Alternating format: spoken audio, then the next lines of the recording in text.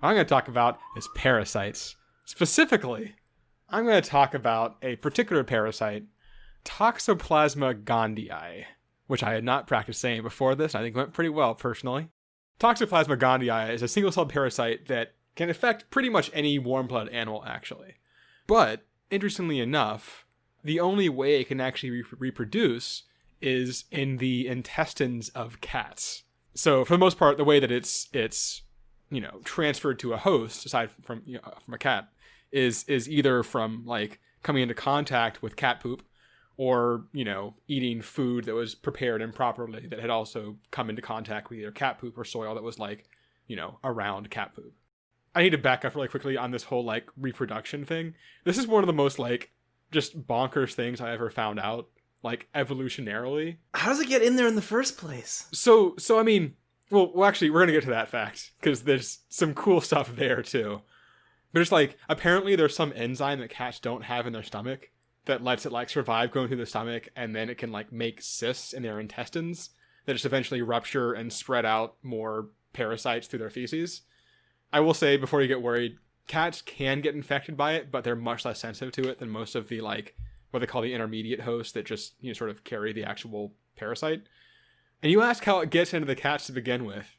I guess we don't know the actual like chicken or egg question, but the way it gets there ongoing is that you see this parasite can control your brain. So specifically, the most probably terrifying example of this is in rodents.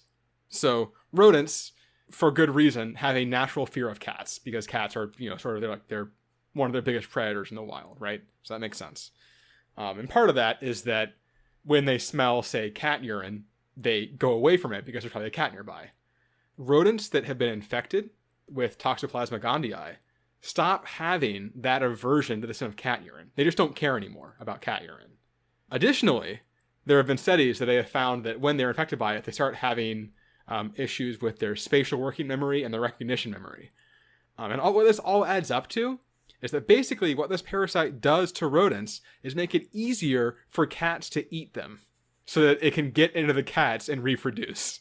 Oh my god. What is evolution? Like, do they just get bored sometimes? And it's like, hey guys, here's my restrictions.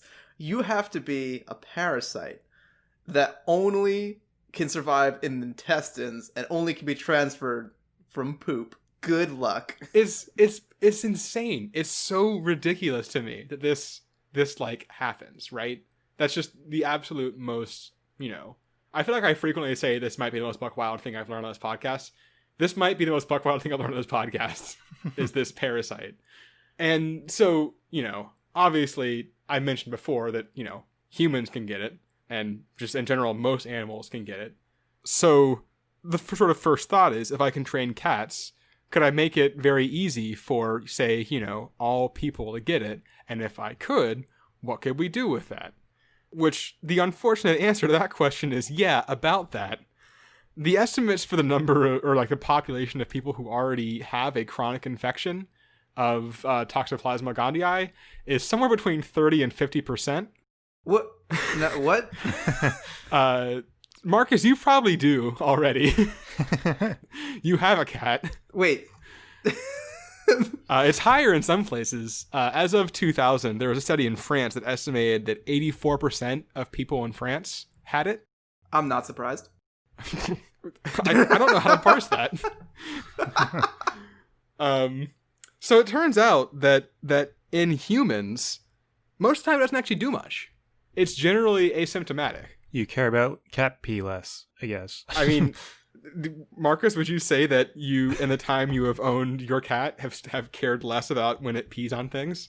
Well, I haven't noticed if my cat has pissed in things. I think it uses the litter box, but maybe he pisses everywhere. I just don't know. Don't notice. maybe that's it. But no, generally it is actually asymptomatic. There are risks in people who already have like compromised immune systems. It can cause like seizures and poor coordination. Apparently, for the most part, people don't have any symptoms. If they do, like the first 2 or 3 weeks after exposure, they'll have like mild flu-like symptoms, and that's kind of it.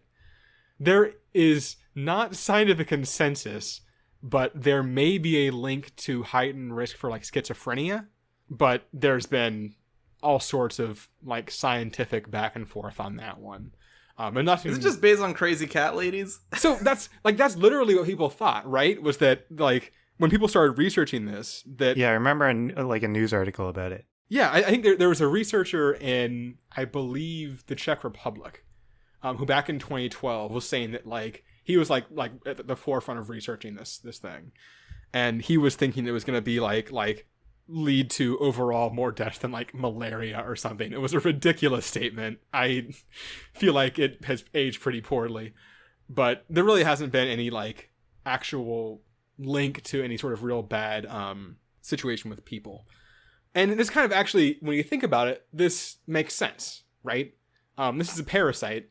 It's trying to live in you. It doesn't want to do something to you that's going to kill you or something, because then it dies too. It needs you to survive.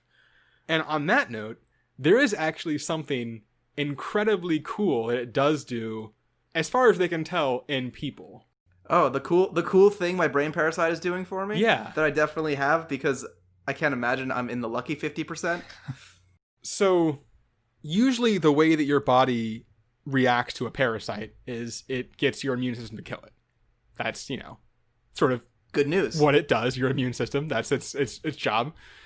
And so generally what parasites will do is do something to block that response, right? Because they don't want to die.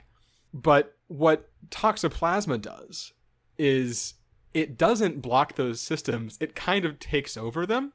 It has its own protein that it uses to regulate the human inflammatory response to avoid getting killed by it. And what's fascinating is that it's actually more effective than the proteins your body uses to do this. So there's actually research being done right now that is trying to learn how to use this protein to make like anti-inflammatory drugs, because it's better than what the human body already produces. Is this the long haul plan for this toxovirus, that it's going to trick us into mass producing it? I guess. Well, no, I mean, like it makes sense though, right? Like it doesn't want you to kill it, obviously, but it also doesn't want you to get sick and die. So it's just kind of like, let me just put my hand on the wheel, steer you a little bit. You'll be fine. That was a clip from Absurd Hypotheticals, the podcast where we answer dumb hypothetical questions. For the full episode, click on the link in the description.